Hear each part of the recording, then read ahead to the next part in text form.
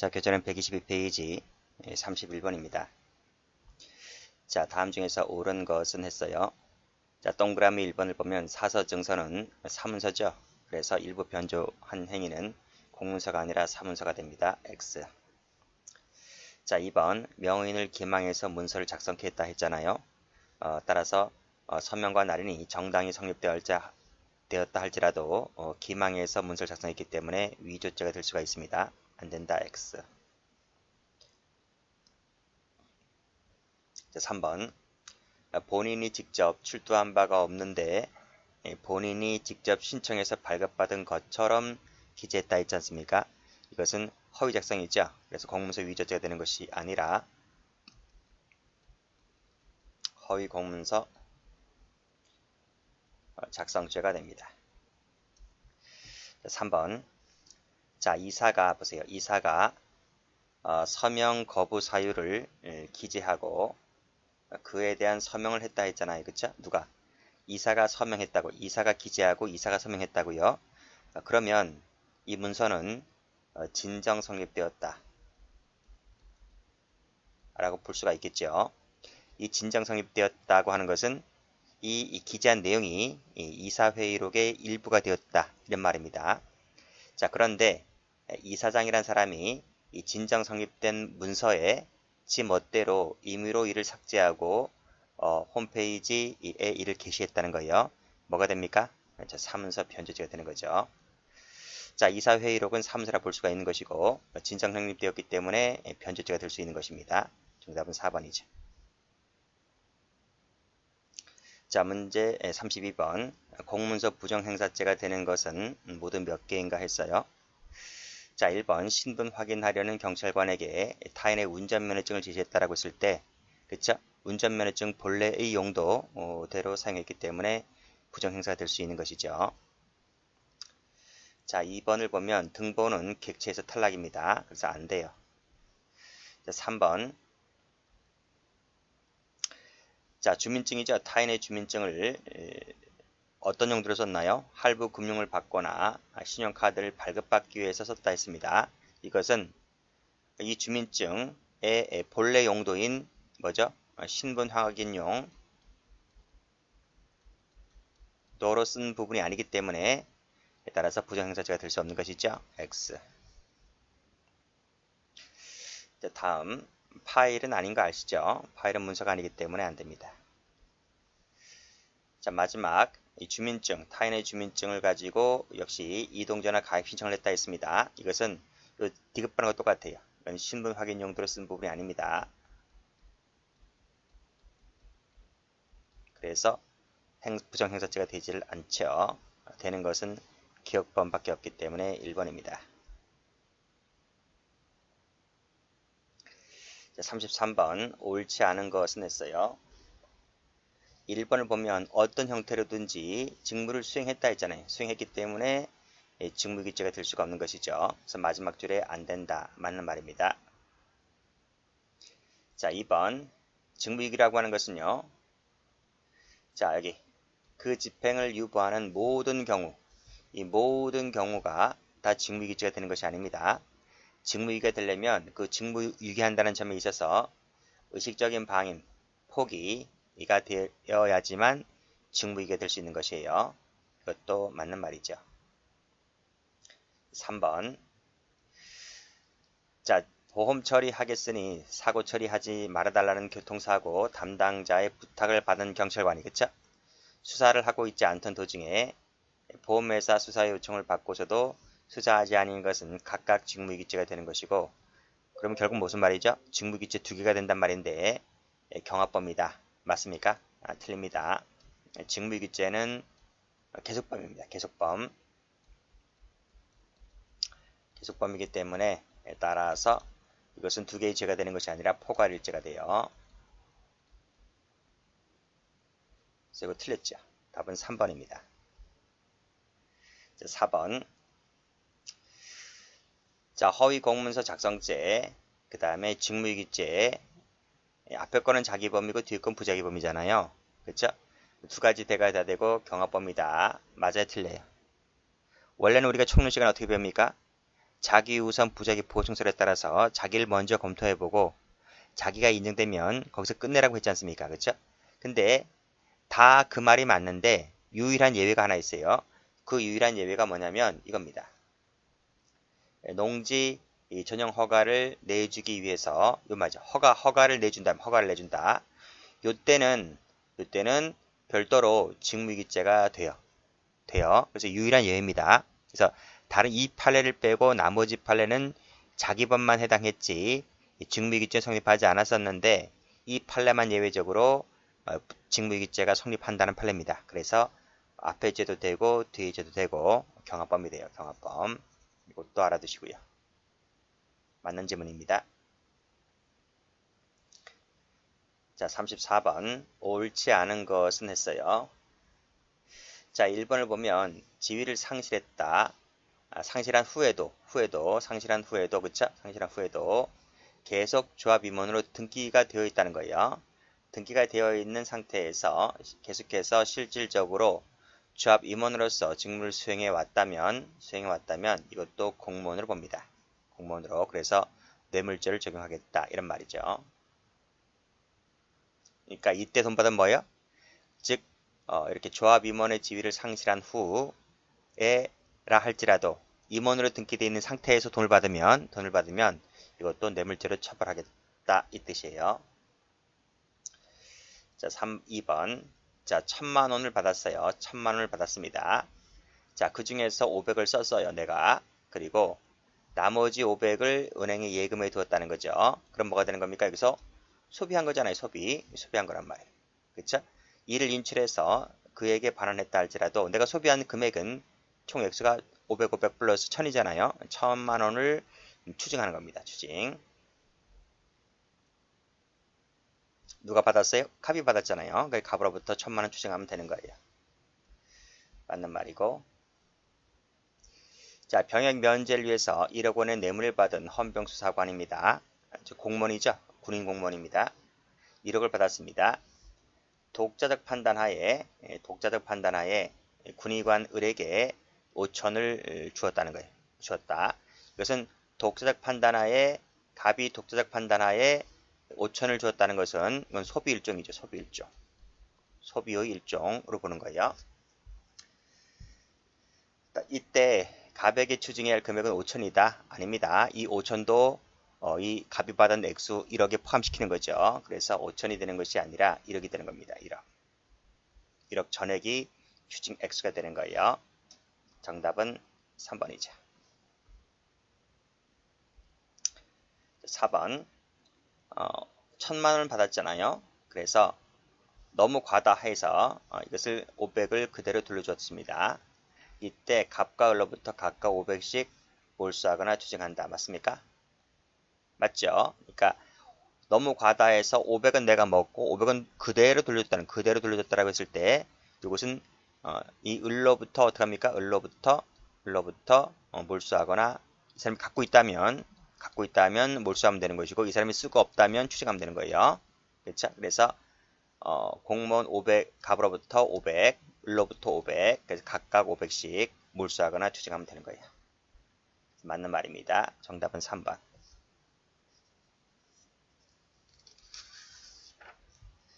35번 가볼게요. 옳은 것을 골라라 그랬습니다.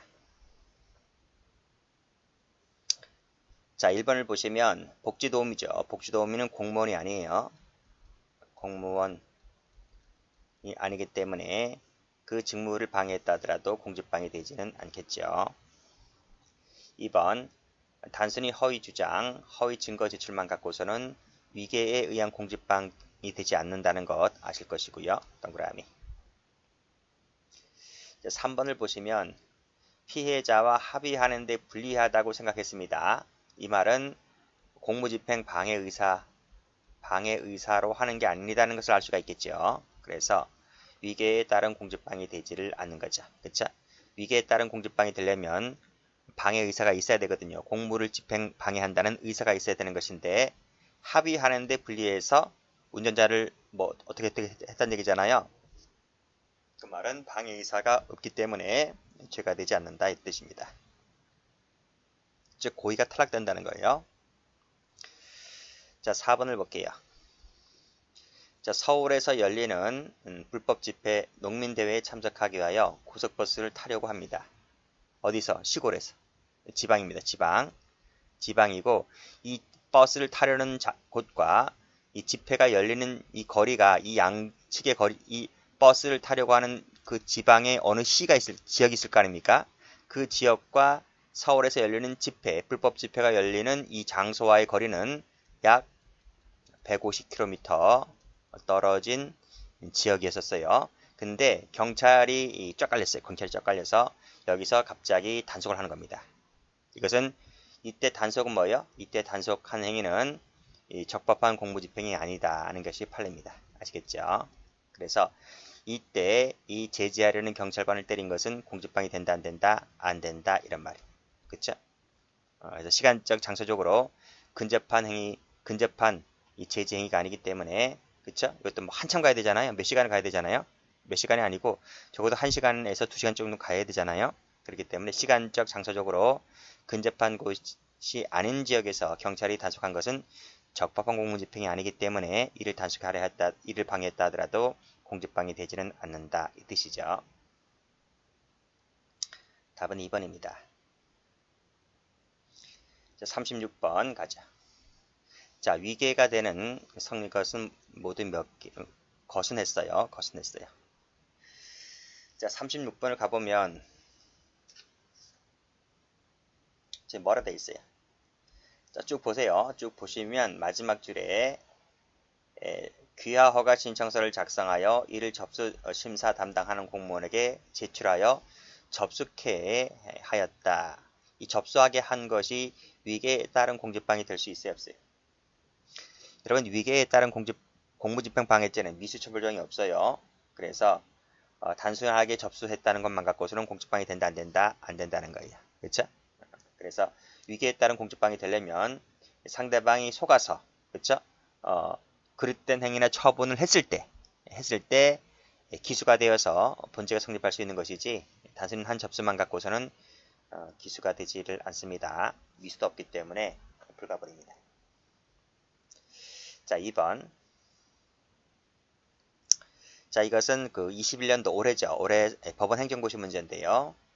자, 의장으로 추대하기로 서면 합의를 했다. 구두 합의를 했다. 이렇게 공문만 했다는 것만 갖고서는 공직방위 되지를 않아요. 자, 3번을 볼게요. 자, 근무할 의사가 없네요. 없는데 허위 내용의 신청서를 제출했고 밑에도 허위 합의박사를 제출했죠. 결국은 신청을 해서 승인까지 받아요. 승인까지 받는다는 말은 뭐다? 그릇된 행위나 처분을 했다 라고 볼 수가 있는 것이죠. 그래서 이것은 기수가 됩니다. 정답은 3번이죠. 자, 정당한 권능이 있는 자가 마치 자신이 정당 임차에 있는 것처럼 주장했다 하더라도 이건 정당한 권능이 있는 자가 했기 때문에 죄가 되지를 않습니다. 아시겠죠? 그래서 안 된다는 판례도 알아두셔야 돼요. 답만을 외우지 마시고 되는 판례 안 되는 판례 꼭 좀 기억을 해서 봐두시면 돼요. 특히 1번 판례 조심하셔야 돼요. 2번은 말씀드렸죠. 올해 법원 행정고시 문제였다고.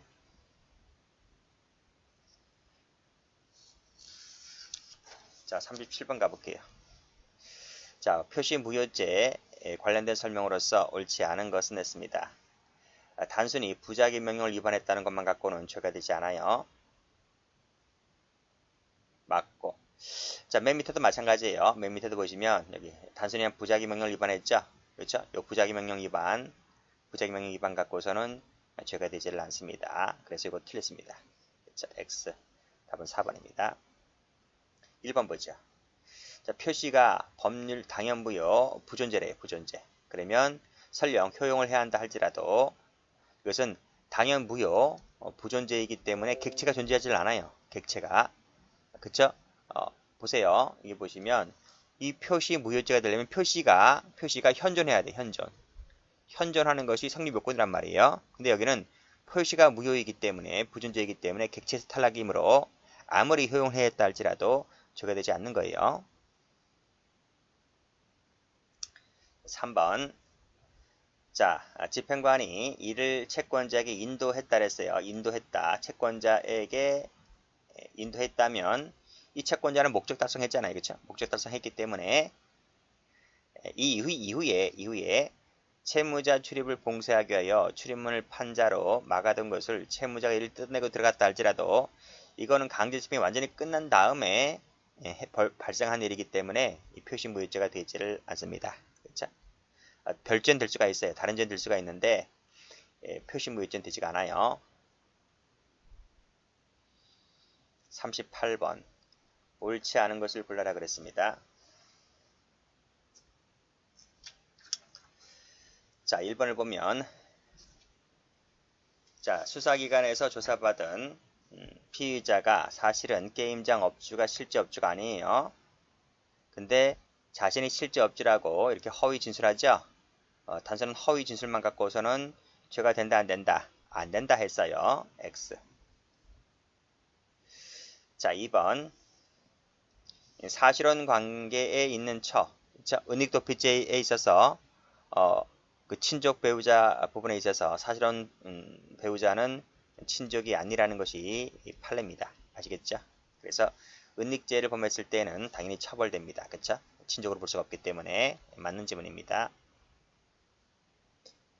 자, 3번 벌금 이상의 형에 해당하는 자라면 아직 수사의 대상이 되어 있지 않았다 할지라도 숨겨주면 안 되겠죠? 숨겨주면 범인 도피죄가 됩니다. 그렇죠?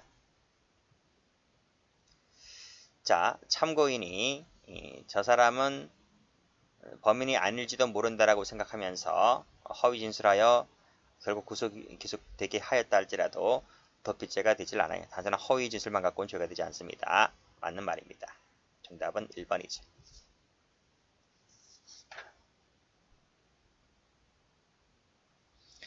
39번 옳지 않은 것을 골라라. 자, 1번 볼게요. 자, 구체적인 내용에 대해서 진술하지 않았다 했지 않습니까? 그쵸? 그리고 또 사실대로라고 이렇게 취지 진술만 한 것만 갖고서는 위증죄가 되지를 않아요. 그쵸? 뭐 기재된 내용이 일부 허위 기재가 있다 할지라도 위증죄는 뭐죠? 허위 진술을 해야 되거든요. 허위 진술을 해야지 위증죄가 되는 것인데 기재가 진실로 기재되어 있든 허위가 기재되어 있든 간에 진술하지 않았다 했잖아요. 진술해야 되는데 진술한 바가 없기 때문에 그건 위증죄가 되지 않는 겁니다. 잘 알지 못하면서도 잘 아는 것처럼 얘기했다는 거잖아요. 그쵸? 주관설이죠. 주관설이란 말이에요.